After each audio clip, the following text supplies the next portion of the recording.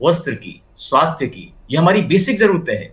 हम लोग केवल और केवल देश में कुछ उच्च वर्गीय जो जरूरतें हैं, उनकी मानसिकता से ग्रस्त हो गए हैं।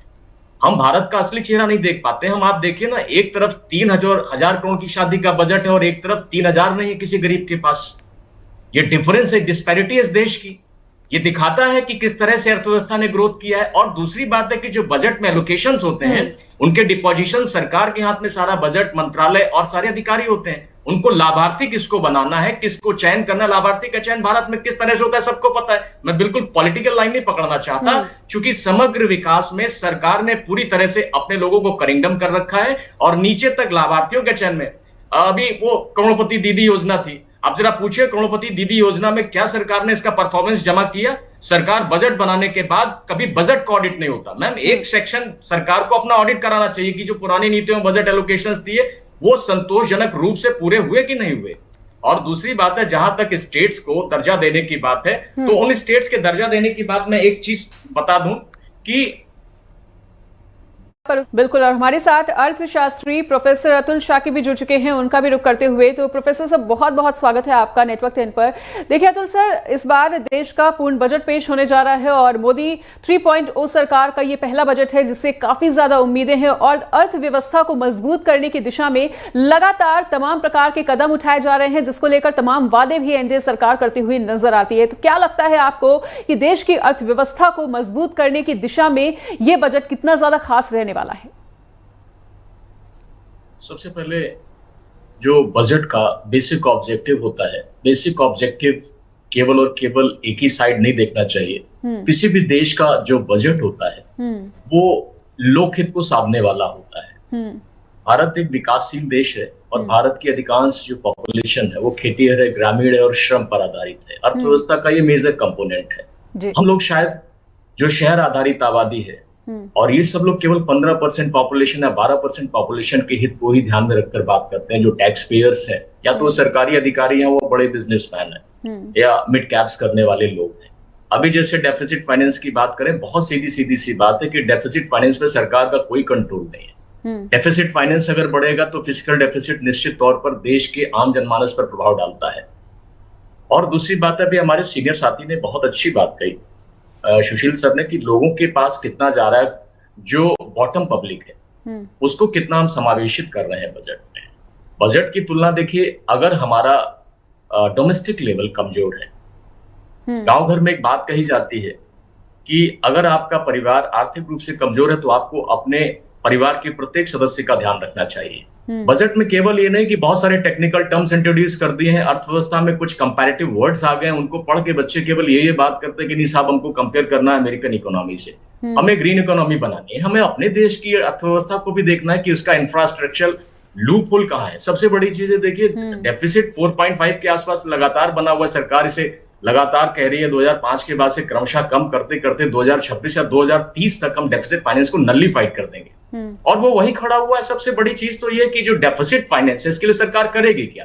डेफिसिट फाइनेंस को पूरा करने के लिए सरकार फिर जाएगी कैपिटल रिसीप्ट पे, कहीं से लोन लेगी, बाजार से लेगी, डोमेस्टिक मार्केट से लेगी या इंटरनेशनल मार्केट से लेगी। जब भी यहां से लेगी तो इसका फिर अंतिम भुगतान कौन करेगा? अंतिम भुगतान तो वो ठेले लगाने वाला, मूंगफली बेचने वाला, रिक्शा खींचने वाला, वो बड़ी तादाद है, वो भी तो कर रहे हैं। प्रत्येक दिन वो भले इनकम टैक्स नहीं पे करते हैं, लेकिन जितना खाते हैं उसके अगेंस्ट वो जीएसटी तो पे कर रहे हैं। अगर सुबह दूध का पैकेट लेते हैं या कुछ और लेते हैं तो they must pay the tax. तो वहां हम लोग भूल जाते हैं मैम चर्चा करने में। दूसरा, मेरा जो बजट का साइज है, बजट के साइज को लेकर ये तो सरकार की एक सामान्य सी प्रक्रिया है कि बजट आएगा, हर साल आएगा, ये कोई नई चीज नहीं है। सरकारें तो सरकारें अपना बजट प्रस्तुत करेंगी पार्लियामेंट के सामने, क्योंकि पार्लियामेंट सीधा कहता है आर्टिकल 265 में, not a single penny should be invested without the particular permission of the parliament. संसद की अनुमति के बिना आप एक पैसा नहीं खर्च कर सकते, तो आप अपना बजट जमा करोगे। लेकिन जब बजट जमा करते हैं तो बजट के जो ऑब्जेक्टिव्स हैं उन ऑब्जेक्टिव्स पे पर्टिकुलर देखना है। हाँ, 2-4 जगह उन्होंने क्या किया है कि अपने हो सकता हो कि भविष्य के इलेक्शंस को ध्यान में रखते हुए जो मध्यम वर्गीय रेंज है टैक्स स्लैब में, उसे 15 लाख से 20 लाख तो किया है। जो भी लगातार बजट पेश होता जा रहा है वहां एक स्लैब में उन्होंने रिलैक्सेशन दिया है। इससे कौन सी पब्लिक होगी? इनसे वो पब्लिक होगी जो सरकार में पीसीएस लेवल के अधिकारी हैं या class big non gazetted officers है, इनको रेंज में लेने की कोशिश की गई है। इसका फायदा 5% पहुंचाने की कोशिश की गई है। गरीबों के लिए तो केवल इतना है कि जो अभी 7 लाख है टैक्स रिबेट, उसे 8 लाख किया जा सकता है। ये एक पर्टिकुलर चीज है जो आम आदमी के पक्ष में खड़ी हो रही है। बाकी अगर हम लोग सैद्धांतिक रूप से या अर्थव्यवस्था के दृष्टिकोण से देखें तो बहुत ही नैतिक जिम्मेदारी का निर्वहन करते हुए मैं एक बात कहूंगा। वो बात यह है कि देश का बजट देश के समूची आबादी के इंटरेस्ट को ध्यान में रखते हुए बनाया जाना चाहिए। और समूची आबादी में जब 65% कृषक हैं और रेस्ट ऑफ द पॉपुलेशन भी 60% श्रमिक वर्ग है, तो क्या ये पॉपुलेशन टारगेट नहीं की जा सकती? आप केवल अब देखिए कैपिटल इन्वेस्टमेंट बढ़ा रही है सरकार, कितना सुंदर नारा देती है, चाहे कोई सरकार हो।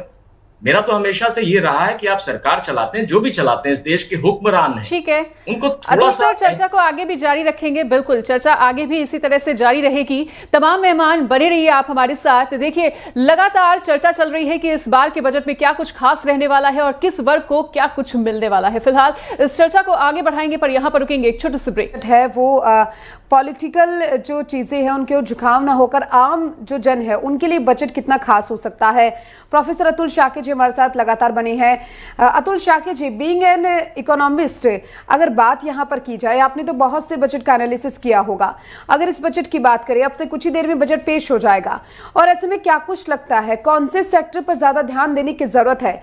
अगर हम हमारी GDP की बात करें या फिर हमारी जो अर्थव्यवस्था है वो किस तरीके से बढ़ सकती है, वो कौन सा सेक्टर है जिसमें ज़्यादा फोकस करने से, ज्यादा इन्वेस्ट करने से हमें ये फल मिल सकता है?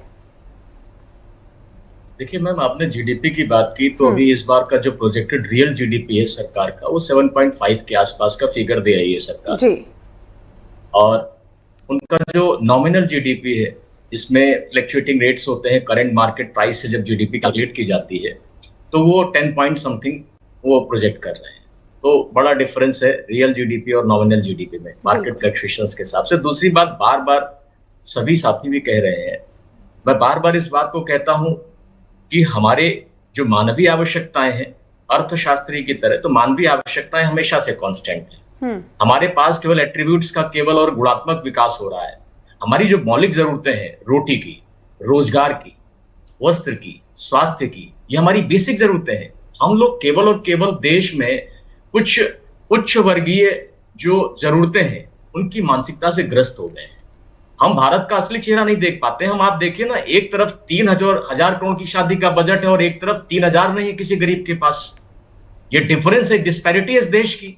ये दिखाता है कि किस तरह से अर्थव्यवस्था ने ग्रोथ किया है। और दूसरी बात है कि जो बजट में एलोकेशंस होते हैं, उनके डिपोजिशन सरकार के हाथ में सारा बजट, मंत्रालय और सारे अधिकारी होते हैं। उनको लाभार्थी किसको बनाना है, किसको चयन करना, लाभार्थी का चयन भारत में किस तरह से होता है सबको पता है। मैं बिल्कुल पॉलिटिकल लाइन नहीं पकड़ना चाहता, क्योंकि समग्र विकास में सरकार ने पूरी तरह से अपने लोगों को करिंगडम कर रखा है और नीचे तक लाभार्थियों के चयन में। अभी वो करोड़पति दीदी योजना थी, अब जरा पूछिए करोड़पति दीदी योजना में क्या सरकार ने इसका परफॉर्मेंस जमा किया? सरकार बजट बनाने के बाद कभी बजट का ऑडिट नहीं होता। मैम, एक सेक्शन सरकार को अपना ऑडिट कराना चाहिए कि जो पुरानी नीतियों में बजट एलोकेशंस दिए वो संतोषजनक रूप से पूरे हुए कि नहीं हुए। और दूसरी बात है, जहां तक स्टेट्स को दर्जा देने की बात है, तो उन स्टेट्स के दर्जा देने की बात मैं एक चीज बता दूं कि एक सेकेंड, थैंक यू, ठीक। तो वो जो विकास में शामिल है कि आपने किसी राज्य को स्टेटस नहीं दिया, लेकिन आपने अपने मनचाहों को बजट एलोकेट कर दिया, पैसा दे दिया। अभी ये बात सर ने खुद भी स्वीकार की कि ठीक है, हम एक शब्द नहीं अपनाएंगे, हम उसकी प्रणाली बदल लेंगे। तो इम्पैक्ट देखना चाहिए कि जो इम्पैक्ट एक्चुअली इकोनॉमी में, वो क्या पॉलिटिकल से अलग है।